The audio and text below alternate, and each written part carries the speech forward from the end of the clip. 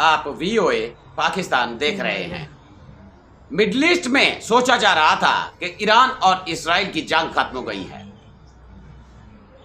लेकिन ऐसा बिल्कुल नहीं है। क्या होने जा रहा है और क्या सूरत हाल है, क्या डेवलपमेंट हो रही है, आगे चलकर मैं आपको बताता हूँ। मेरी आपसे हुई रिक्वेस्ट कि मेरे चैनल को लाइक करें, सब्सक्राइब करें और कमेंट सेक्शन में अपनी राय का इजहार जरूर करें। अमेरिका और इसराइल एक बार फिर ईरान पर हमले के लिए तैयार हो गए हैं, क्योंकि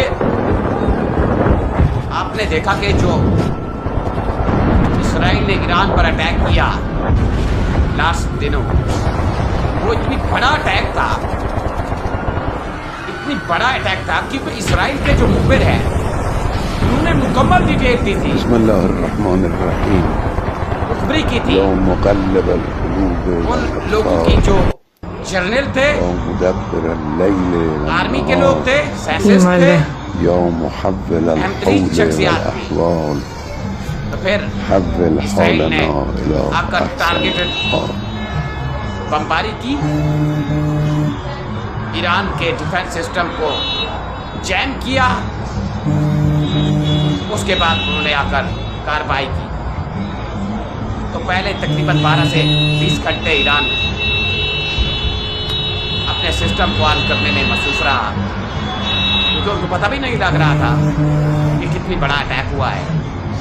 उसके बाद अमेरिका के भी 52 और ईरान की न्यूक्लियर साइट को निशाना बनाया, इस्पान को, फोर्दो को। तो डोनाल्ड ट्रंप वो सारी कार्रवाई लाइव दिख रहे थे। तो डोनाल्ड ट्रंप ने ऐलान कर दिया कि उन्होंने ईरान की जो न्यूक्लियर साइट थी उसको तबाह कर दिया है। लेकिन क्या हुआ इस सारी सूरत हाल में, जब इसराइल ने हमला कर दिया था तो रशिया और चाइना की एजेंसियां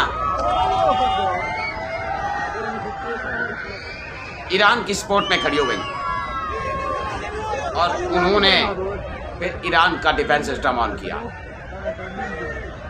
जो मुकम्मल रिपोर्ट है कि उसके बाद ईरान ने इसराइल पर अटैक करने शुरू किए, मिसाइल दागने शुरू किए। तो फिर जो सूरत हाल बनी, एकदम से इसराइल की तमाम हैफा, तेल अवीव, वेस्ट बैंक, यरूशलेम में, यानी यूं कहें कि तबाही फिर कर ईरान ने रख दी। तेल अवीव को तो उजाड़ दिया, हैफा को खंडर बना दिया। और बीच शिपा में आखिरी लम्हात में, जंगबंदी के आखिरी लम्हात में पहले कुछ जो अटैक हुए, बड़े पैमाने पर तबाही, खंडर बनाकर रख दिया गया इसराइल को। उसके बाद ईरान यहाँ रुका नहीं, ईरान ने अमेरिका की जो मिडिल ईस्ट में बेसेस हैं उनको भी टारगेट किया। आज की स्टेटमेंट है कि उन्होंने 71 बेस पर 14 मिसाइल फायर किए, जिसमें 6 टारगेट पर जाकर लगे। हाँ, ये अब और बात है कि जो अमेरिका की बेसिस पर ईरान ने अटैक किया, अमेरिका को इन्फॉर्म किया।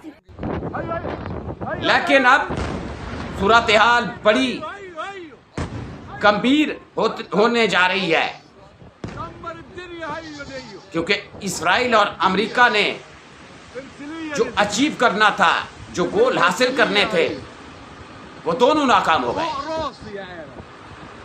क्योंकि उन्होंने ईरान का एटमी प्रोग्राम तबाह करना था और खामनाई को रास्ते से हटाना था, वहां अपनी पपेट गवर्नमेंट बनानी थी,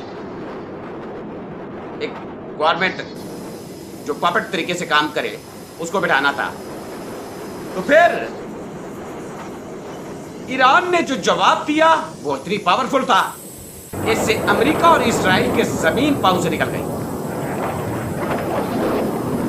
बड़े पैमाने पर इसराइलियन मुल्क छोड़कर जा चुके हैं, सेपरेटिज्म करते इसमें।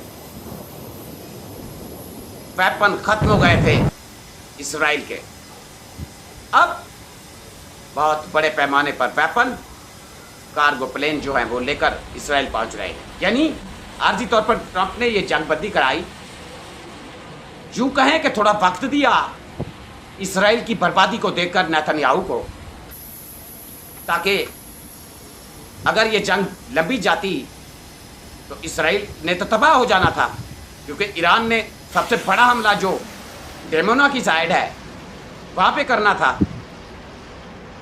इस सारी सूरत हाल को देखते हुए डोनाल्ड ट्रंप ने फौरी तौर पर वो जंगबंदी कराई।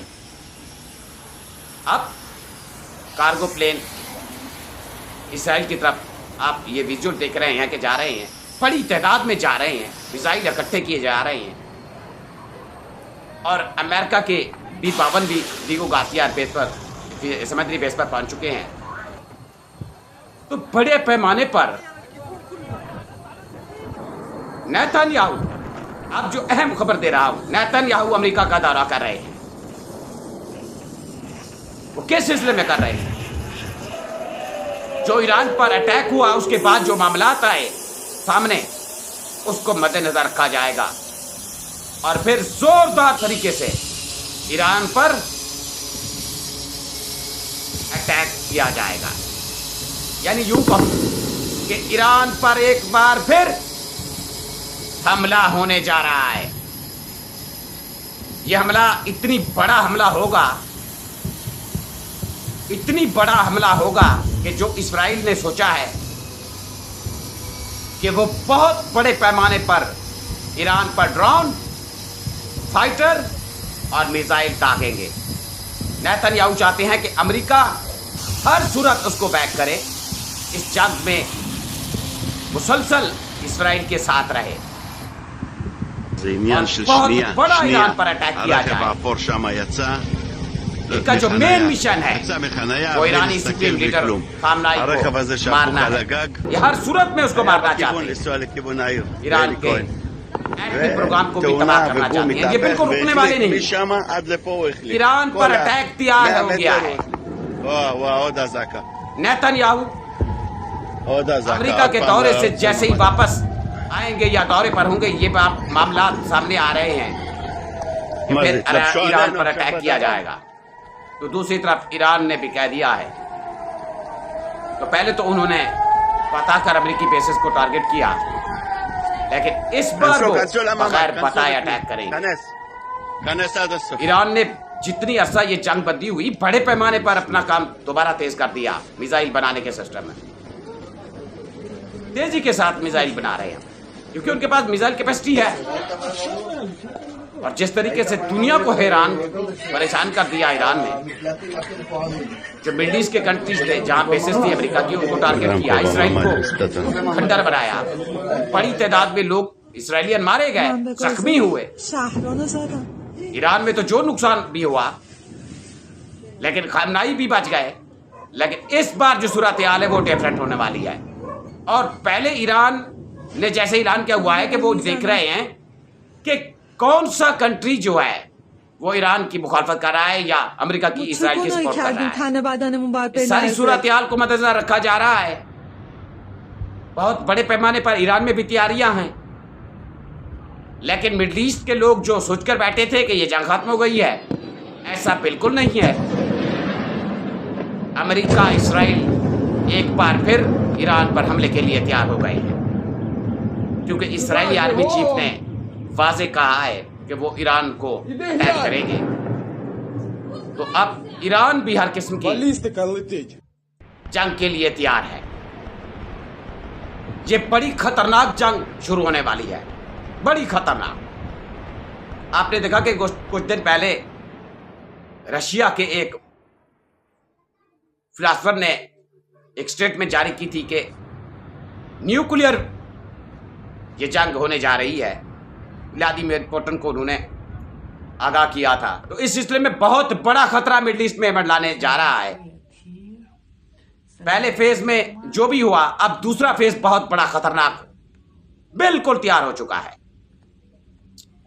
ईरान के पास बड़ी कैपेबिलिटी है, कैपेसिटी है। जैसे उन्होंने अपनाए हॉर्मुज़ को बंद किया, दुनिया भर के तेल, यानी कि तेल की जो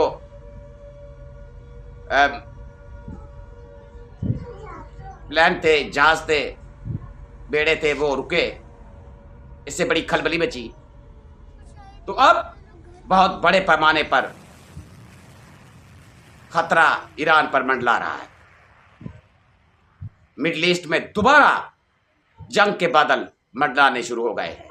आने वाले दिनों में देखते हैं जो भी सूरत हाल बनती है। आप तक ताज़ा तरीन डिटेल मैं पहुंचाऊंगा। तब तक के लिए अल्लाह हाफ़िज़।